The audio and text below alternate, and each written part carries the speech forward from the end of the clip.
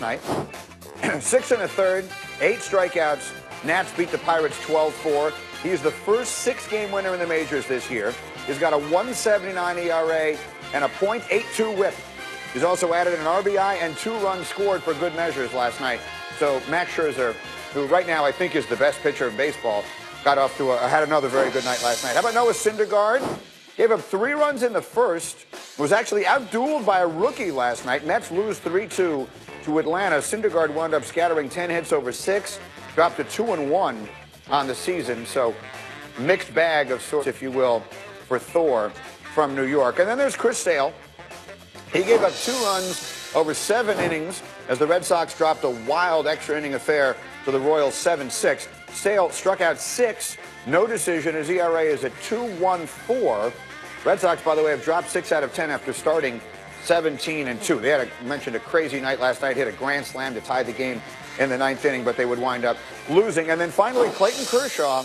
Boy, these numbers are very un-Kershawnian. Oh, that's not a word. I like 2 runs over 6 innings, got a no decision as his bullpen wound up contributing to a 4-3 loss to the Diamondbacks. So Kershaw is 1-4. His ERA is still 2.86, which is not good for him, but generally speaking, pretty good. But the struggles really continue in L.A. They are now 9 games out of first place. And for more insight into that, let's bring in our buddy, Buster Olney. His real name is Robert Stanberry Olney III. Buster, Kershaw winless in 7 starts. Dodgers are 9 games out of first. Why have they melted down in L.A.? It's not because of Clayton Kershaw. Look, he's 30 years old now. His fastball velocity's down. This is not the best Kershaw we've ever seen. He still hasn't registered an out in the 8th inning. But you cited his ERA at 2.86. He's pitching fine. The problems are with other Dodgers, a lack of performance, plus the injuries to Justin Turner. Now Corey Seager's out for the rest of the year, needing Tommy John surgery. So other guys on that Dodger team need to step up. And keep in mind, the Diamondbacks, the team they're now 9 games behind, they've had a ton of injuries this year. Robbie Ray just went on the disabled list. Taijuan Walker had Tommy John surgery. So it's not like the Diamondbacks haven't had their challenges. They're running away with the National League West.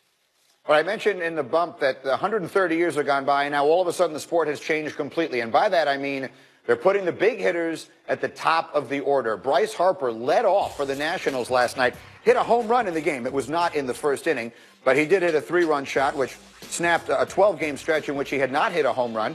And then it was Anthony Rizzo who gets moved up to the leadoff spot for the Cubs last night. Joe Maddon said he just wanted to mix things up a little bit, and he actually led the game off with a home run. They would wind up losing to the Rockies 3-1.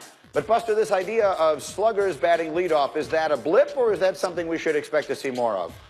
Greedy, that is a blip. I mean, this is classic Joe Maddon with Rizzo, putting him in the leadoff spot, just giving it a different look on a different day. He did that last year. With Bryce Harper, it's something more specific. Opposing teams are simply not pitching to him. He's got 39 walks in 30 games. He's on pace to draw 211 walks. They don't have Daniel Murphy. They don't have some of their other guys. So this is Dave Martinez trying to figure out how he can force opposing pitchers to work to Bryce Harper. I will say this, though. The number 2 spot in the lineup is increasingly becoming what we used to think of as the number 3 spot in the lineup. Managers often are putting their best hitters in that spot.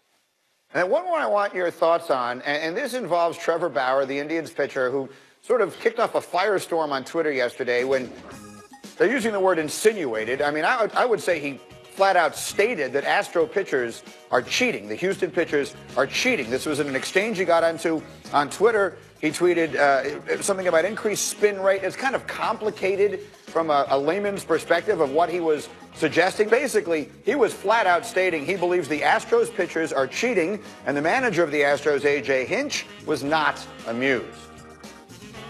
People need to sweep their own front porch and deal with their own situations, or more than throw allegations around that are unfounded. So I don't know if it's a personal vendetta or if he's got a problem with things. I know, sometimes Twitter considers itself the police of the world, but in this situation, it's time to get to baseball. We'll have to deal with it again when he comes next week, because he's decided to make himself front center on dealing with baseball curiosities. But our guys are pretty good. They don't need to be thrown under the bus like that. Buster, what did you think of him sweeping somebody else's front porch? Greeny, this is like someone complaining about jaywalking. This is like someone complaining about another driver going 60 miles per hour in a 55-mile-per-hour lane, because anybody who watches baseball knows this. Literally hundreds of pitchers are using foreign substances out in the open. You'll see every night when you watch a ball game, pitchers have that shaved area on their wrist, on their gloved hand, and it's shiny. That's because they've got sunscreen there, or maybe they have pine tar in their glove. Catchers tell me all the time they've got pine tar on their bodies. The umpires know it. Major League Baseball knows it. Managers know it. Hitters know it. Everybody does this.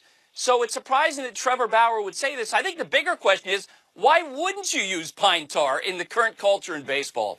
Yeah, and I think one of the things he complained about, because I read through all of his tweets because I have no life, and he at one point in it, he basically acknowledged that his problem with it is that it's called in some cases, and in other cases they let it go, and he thinks they're letting it go with the Astros. They never call it Greeny. They never say anything about it, and everyone sees it happen every game. Don't yell at me. Trevor Bauer said it. Yell at him. Get into a fight with him on Twitter. He seems to like that. All right, Robert Stanberry, only the third. Thank you very much, as always. That's our buddy Buster Olney. And we got baseball tonight. Again, Houston and the Yankees, third game of a four-game set. 8 o'clock Eastern tonight on ESPN and the ESPN app. It's Wednesday Night Baseball presented by Hankook Tire. And I want to bring this back to the desk here. We brought it up a little bit earlier this morning. Playoff basketball, little drama. You got Draymond getting into it last night. I don't know that I would call it necessarily a fight. We saw what happened with the confrontation. And then Charles Barkley at halftime on TNT, says, I'd like to punch him in the face. Briefly, earlier this morning, Jalen, you said you think, even for Charles, that's going too far. Because here's why, Greeny. I love Charles. He's a mentor of mine. I actually did a lot of work at TNT. I talk to him very often. And Draymond Green is like a little brother to me. So I'm totally unbiased in this conversation. But here's what I will say. As a member of the media, our job is to analyze, not antagonize.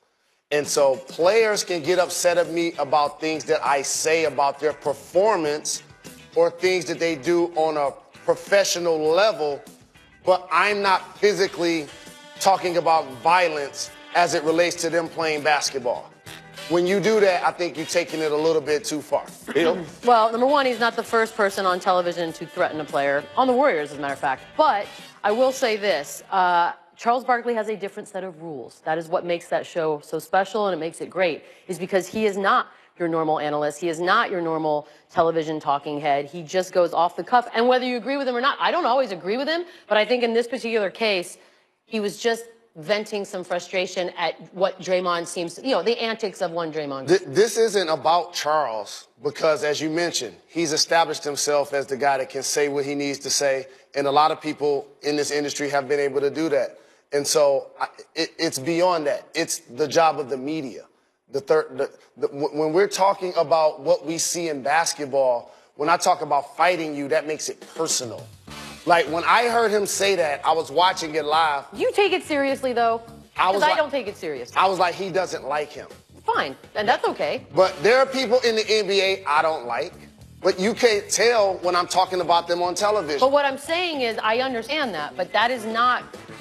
Charles Barkley does not adhere to the same rules as everyone else. Whether we agree with it or not, I think it's what makes the show special, but this is part of that. He doesn't have the same... Third time. I'm not talking about who said it. But it matters. I'm talking about what was said. But it matters. My point is, it matters who said it. Right. But as a member of the media, again, our job is to analyze what we see and show you keep telling me a vocabulary word like I'm not part of the media. I understand what media does. What I'm saying is the messenger in this is important as much as what the words were. It's Charles Barkley. He's a personality. I don't count him as a journalist. So let me ask you this.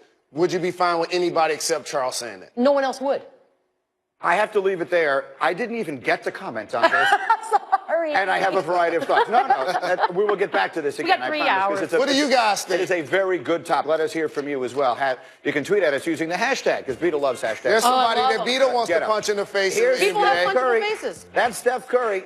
He was lighting it up last night. No, not him. We'll show you how the Warriors are feeling with their star back on the court. The brand new hour of Get Up starts next. The Andersons can finally stop knocking on disappointment's door. Because I've assembled the most family